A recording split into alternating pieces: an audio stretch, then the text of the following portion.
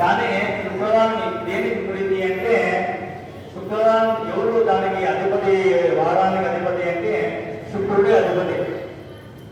శుక్రుడు ఏం కారణం వహిస్తూ ఉంటాడంటే కలత్ర కారకుడు. కలత్రము అంటే భార్యాభర్తల మధ్య సఖ్యత కలిగజేసేవాడు ఎవరు అంటే శుక్రుడు. అటువంటి శుక్రవారం సంకష్టహర చతుర్థి వచ్చింది మనకు.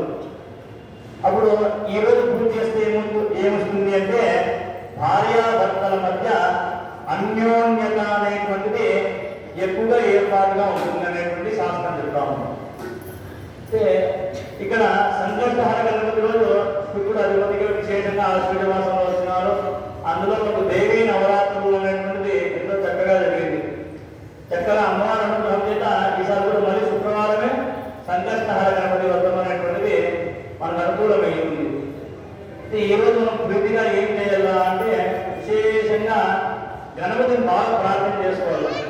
భార్యాభర్తల మధ్య మంచి సఖ్యత కలగాల, లేదా విశేషంగా వివాహం కానిటువంటి స్త్రీలు ఎవరైనా ఉన్నా, పురుషులు ఉన్నా కూడా వివాహం అయ్యేటట్టుగా ఈ గణపతిని ప్రార్థన చేస్తే ఆ విఘ్నాలన్నీ తొలగిపోతాయనేటువంటి శాస్త్రం చెప్తాం.